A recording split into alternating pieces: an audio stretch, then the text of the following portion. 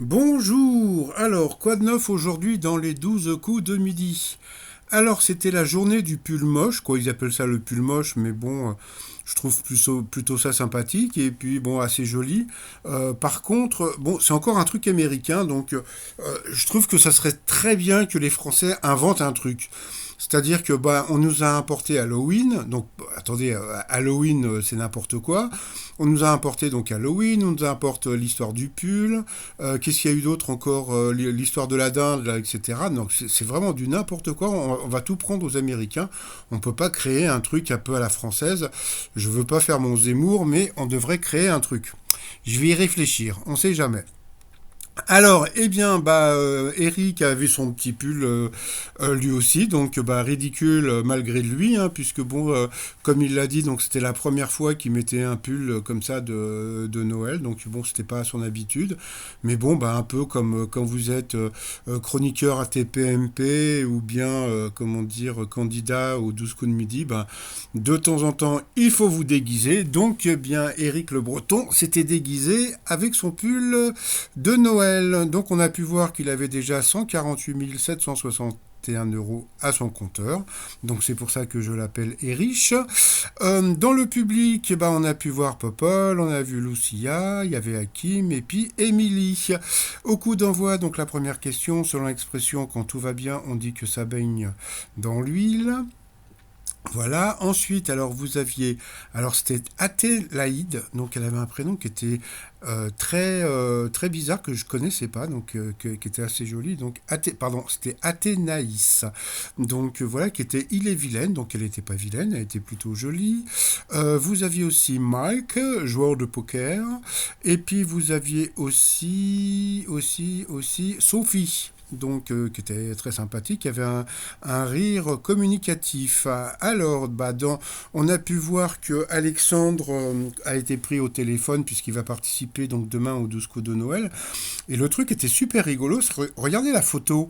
C'est-à-dire qu'ils nous ont mis une photo d'Alexandre quand il était participant donc au 12 coups de midi, mais c'est plus lui, c'est un peu comme si, comment dire, Jean-Luc Reichmann avait pris Brigitte Bardot au téléphone et puis il avait mis une photo d'elle il y a 30 ans.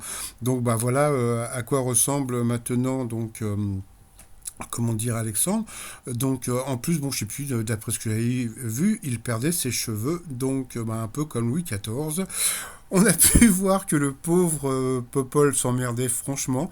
Parce que bon, je sais pas si vous vous rendez compte, c'est qu'il a quand même participé à 4 ou 5 émissions dans cette semaine. Donc il était là dans le public.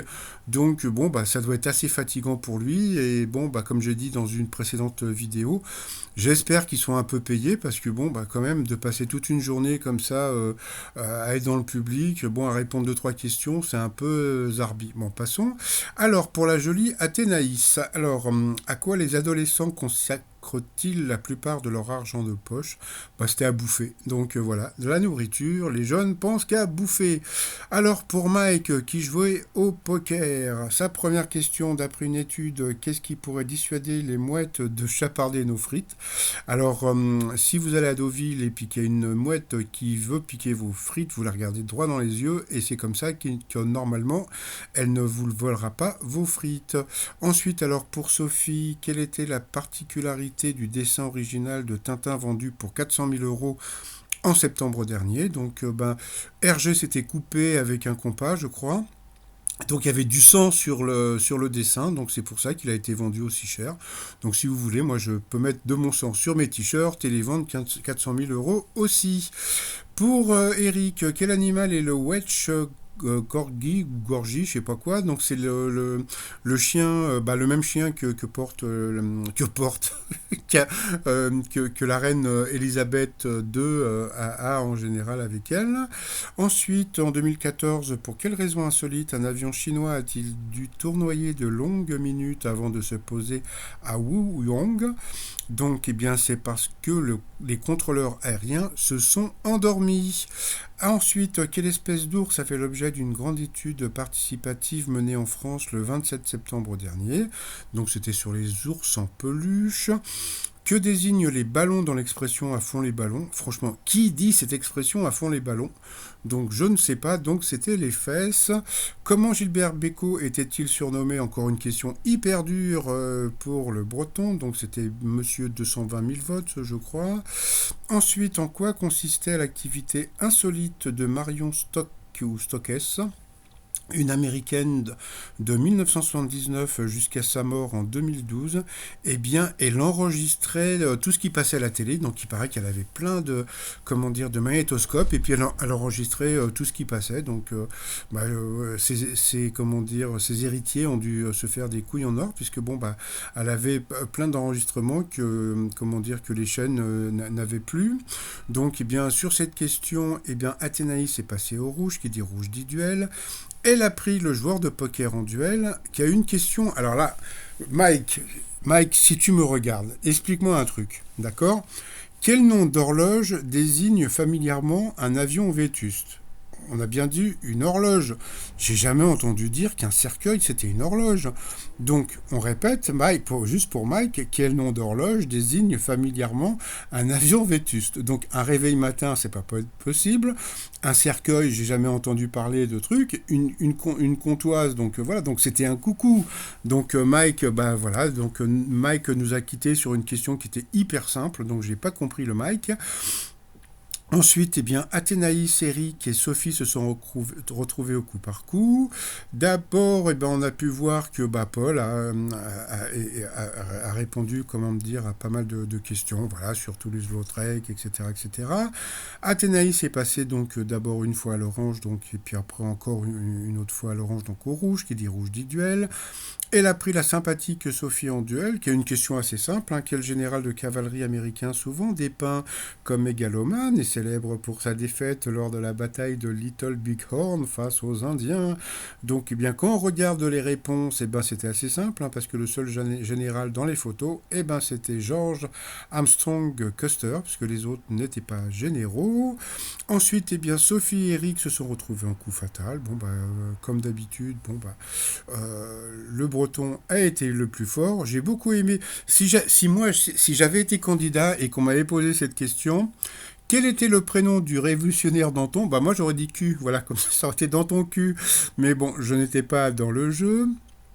Donc ensuite, voilà, elle a perdu. Alors regardez bien cette photo. Vous voyez, donc là vous voyez bien Eric.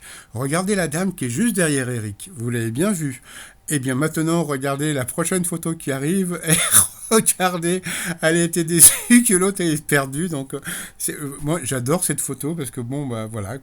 Ouh, elle a perdu, ouh, la pauvre et tout, etc. Donc voilà, donc elle a eu droit à un bisou du breton. Par rapport au coup de maître, comme d'habitude, quel nom donne-t-on à un pull qui a un col montant et zippé, donc bien sûr c'était le pull camionneur, donc je pensais que c'était que des questions hyper faciles, et pourtant c'était assez simple. Sur YouTube, comment s'appelle le mec qui fait des vidéos sur les 12 coups de midi? Non, je déconne. Sur YouTube, comment l'acolyte de Mike Flight s'appelle-t-il? Donc c'était Carlito. Alors le gros problème d'Eric, le breton, c'est qu'il n'est pas sur Internet, donc il n'est pas connecté, donc il y a sûrement ses enfants qui sont connectés, donc je ne connais pas son nom de famille. Bonjour, on sait qu'il vit à Mélac, mais c'est tout ce qu'on sait de lui. Donc, à cause de ça, il n'a pas gagné 10 000. À partir de quel âge est-on quinquagénaire? Donc, encore une question super dure. Que fait Big Brother d'après la célèbre maxime issue du roman 1984 de George Orwell? Donc, il nous regarde. Is watching you. Donc, voilà. Par rapport à l'étoile mystérieuse, ça bouge pas trop. Donc, il n'y a pas encore trop d'éléments. Juste derrière le chien, comme je vous l'ai dit, il y a un truc vert qui va apparaître. Donc, je ne sais pas encore ce que ça va être. Et puis pour finir, les t-shirts, donc le t-shirt de l'Happy Breton, donc du breton heureux, bière d'être freton, donc on m'a expliqué que il y avait plein de gens qui comprenaient pas ce truc, mais c'est fier d'être breton, mais façon alcoolisée. Donc voilà, donc bière d'être freton. Et puis comme c'était la journée du pull, le t-shirt ours polaire, donc c'est un ours qui porte un polaire. Ah, qu'est-ce qu'il est drôle. Sinon, je m'associe à Eric et puis à sa femme pour vous souhaiter une très bonne journée, puis vous dire à demain pour le résumé de la journée de demain. Allez, à demain, bye bye.